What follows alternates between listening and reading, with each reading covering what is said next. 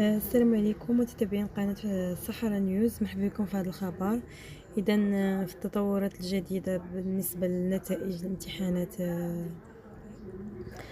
المحاماة وما رافقها من مستجدات. إذا فتم إعلان نهائي بطريقة غريبة عن نتائج ديال الامتحان اللي اعتمدوا على رقم الاستدعاء وليس اسم الشخصي. إذا فكانت هناك مجموعة من الملاحظات على هذا الامتحان وطريقة باش داز، وكذلك عن الإخوان ديالنا اللي داروا عليه الإضرابات، اللي تشكاو من أن هذا الامتحان كانت فيه مجموعة من التلاعبات.